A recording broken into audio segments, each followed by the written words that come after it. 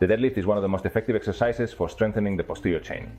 However, if it is not performed with proper technique, it can become a source of overload for the lumbar region. One of the most common mistakes that leads to lower back pain during this exercise is the dysfunction in the synergy between the gluteus maximus and the lumbar paraspinal muscles. When the gluteus maximus is not properly activated, other muscles, such as the spinal erectors and the multifidus, take on a greater load to complete hip extension. And worse, this sustained conversation can lead to fatigue, tension, and chronic lower back pain. By the way, in the link I've left for you in the description, you can contact us if you want to learn how to use mDurance electromyography to optimize your assessments and reduce lower back pain. In this post, you're going to learn how to identify and correct this pattern using surface electromyography and biofeedback techniques.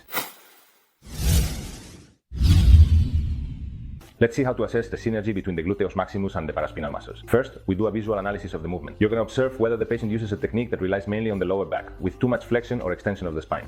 A common pattern in people with pain is lifting the load by flexing the back more than extending the hips. Second, you're going to assess using surface electromyography. You're going to measure the activation of the gluteus maximus and the paraspinal muscles, the erectors spinae, and the multifidus during the execution of the deadlift. The expected synergy for an efficient pattern is that the gluteus maximus activates to the same degree as the lumbar muscle. Let's look at a real example with a patient who has lower back pain. Take a look at the results. The multifidus and erectors spinae are activating more than the gluteus maximus.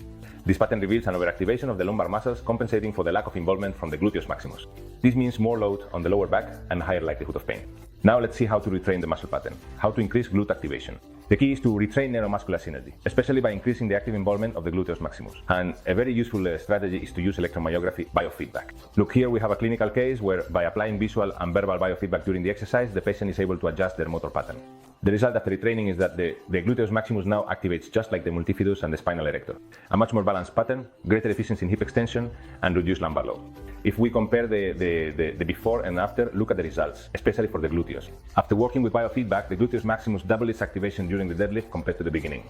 A more efficient and safer muscular synergy for the lumbar area was restored. Therefore, retain the gluteal-lumbar synergy to prevent pain. One of the keys to success in the deadlift is ensuring that the gluteus maximus works as the main driver, and that the lumbar muscles only take on a stabilizing role. Surface electromyography allows you to detect muscular interactions, measure the actual activation of each muscle during movement, and use biofeedback to retrain the motor pattern in an objective and effective way.